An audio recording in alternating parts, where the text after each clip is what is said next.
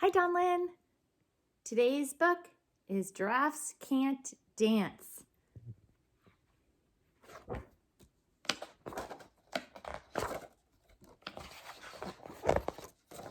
Giraffes Can't Dance.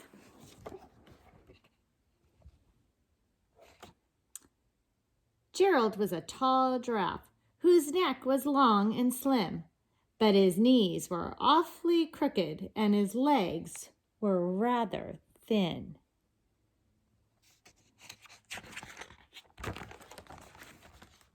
He was very good at standing still and munching shoots off trees.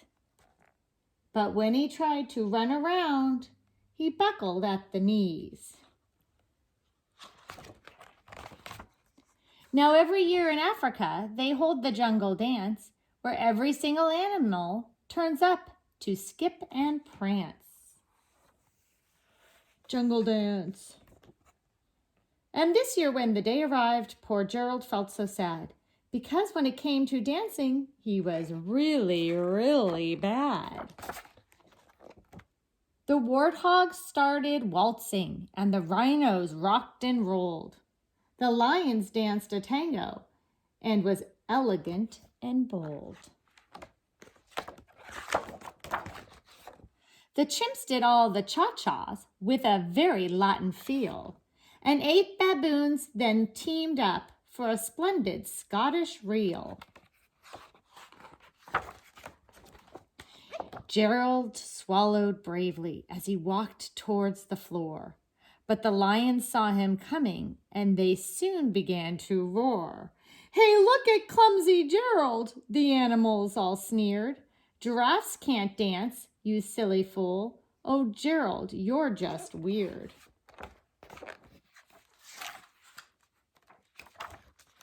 Gerald simply froze. He was rooted to the spot. "They're right," he thought. "I am useless. Oh, I feel like such a clot." So he crept off from the dance floor and he started walking home. He'd never felt so sad before, so sad and so alone. Then he found a little clearing and he looked up at the sky. "The moon can be so beautiful," he whispered with a sigh.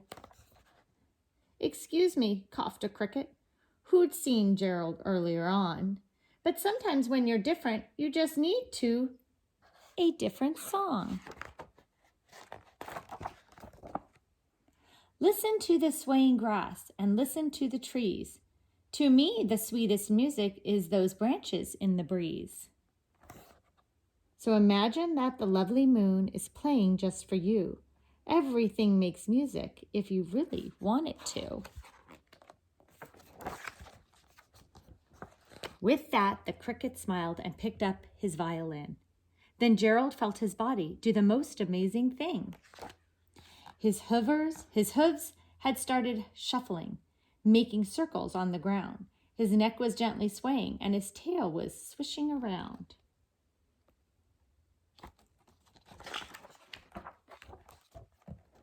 He threw his legs out sideways and he swung them everywhere. And he did a backward somersault and leapt into the air.